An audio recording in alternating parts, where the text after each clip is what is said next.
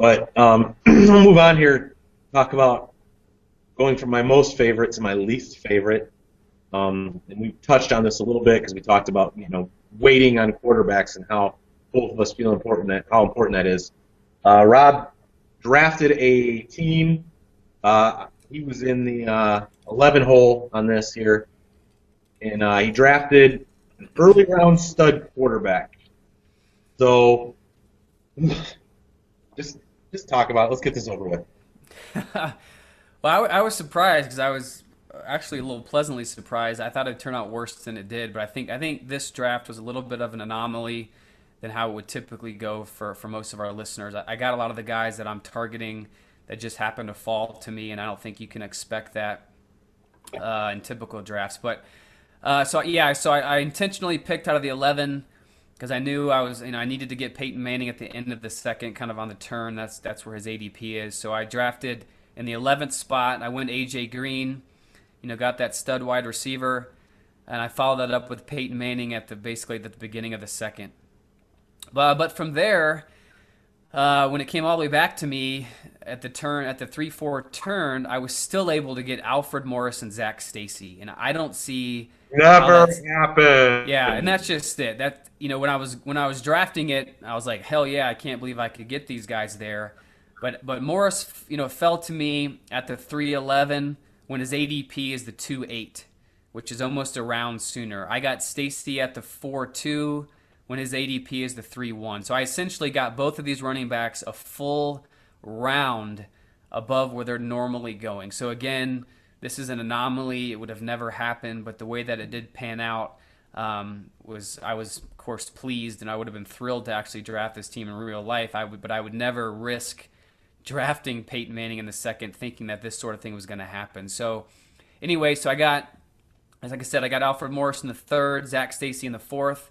I pulled trigger on my tight end, get one of the top five guys. I got Vernon Davis in the fifth. So then wide receiver perspective, I got AJ Green, the stud, in my first pick. I followed that up with T.Y. Hilton, Golden Tate, Ruben Randall, Kenny Stills in the 11th, guys, Miles Austin again in the 13th. I feel like I have pretty decent depth behind my stud AJ Green. And from a running back perspective, I was able to get Lamar Miller in the 8th, again, a guy who's rising in draft boards because of Noshawn. I got Christine Michael, the heir apparent in Seattle, to Marshawn Lynch. And I just threw some darts at Trey Mason in the 12th and so forth. So at the end of the day, the team ended up better than expected, but again, I wouldn't expect this in reality. And I gave up getting guys like Le'Veon Bell, Arian Foster, DeMarco Murray in order to pick up Peyton Manning at the beginning of the second. I could have got one of those guys, and I could have waited, and I could have gotten Cam Newton or Kaepernick in the 8th or Cutler in the 9th. And again, that's what we're going to preach to you, is that waiting on your quarterbacks and getting those other skill positions in early rounds is the way to go. Yeah, he just hit it. We're going to preach this over and over again. Do not, under any circumstance, take a quarterback in the first, second, or third round. If you do, you should just stop drafting, go home, and play fantasy baseball or something. I don't know. I really don't. This is not I will never do this strategy. I've never liked this strategy. Your first three picks on this team, were good if you like having that stud quarterback. I mean, getting Alfred Morris, like you said, though, getting Alfred Morris in the third and Zach Stacy in the fourth round is never going to happen. It's just not going to happen. Not in an actual draft with people who are actually competing for real money.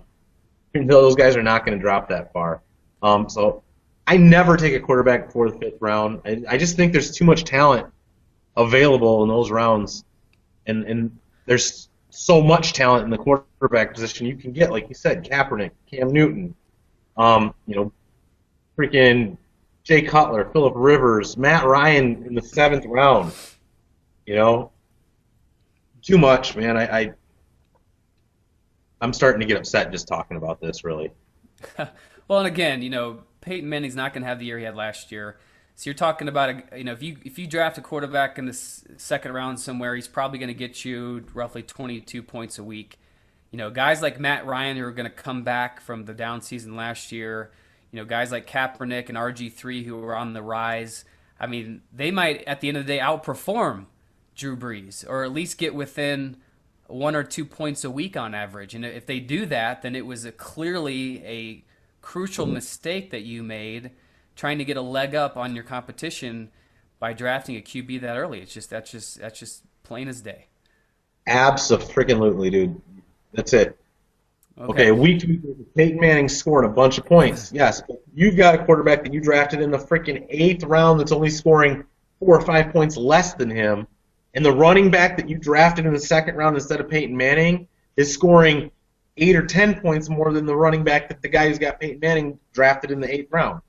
I mean, you're gonna net points by not taking a quarterback early. I firmly believe it. I think the numbers bear it out. Anyway. And again, remember, Peyton Manning was not drafted in the 2nd round last year. Exactly. So his value is now gone, and he's going to decline. Period this year from last year. When he followed, I think he threw like 55 touchdowns this season.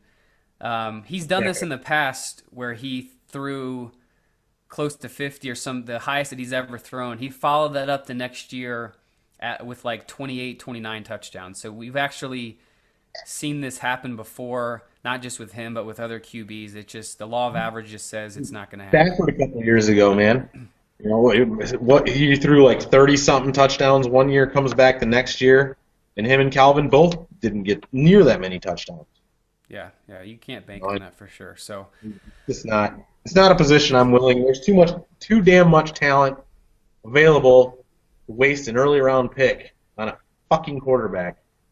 And I will fight anybody that says anything different. You can get a hold of it at Red Zone Warriors. Red Zone Warriors Fantasy Show at gmail.com. Bring the hate mail, baby. Fuck early round quarterback. There it is.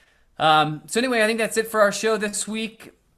On our next show, we'll be talking about daily fantasy leagues. This is kind of where this seems to be going, and all these people are excited about these daily fantasy leagues. I know Jay dabbled in this for the first time last season. So, what are daily fantasy leagues? How do they work? How's the strategy different when you play these versus what you do on an every, week basis in redraft leagues? So we're going to kind of get into the meat and potatoes of playing daily fantasy and break that down for you. Kind of on a side note here, we'll also be giving away a free entry into a $25 league at Derby City Fantasy, or actually derbycityfootball.com. So derbycityfootball.com will be giving away a free entry into one of their $25 leagues. So keep an eye out on our Twitter account at Red Zone Warriors to find out how to win. We'll be doing some promotions here in the next couple weeks before our next live show. So in the meantime, go to redzonewarriors.com where you can watch all of our previous episodes, see our rankings, and subscribe to our show via iTunes. And don't forget to follow us on Twitter and tweet us all your fantasy football questions at Red Zone Warriors. So for the Cushman, I am Rob the Commish Smith. And remember that if you are taking a fantasy off season, then you are already losing. So thanks for tuning in, and we will see you next time.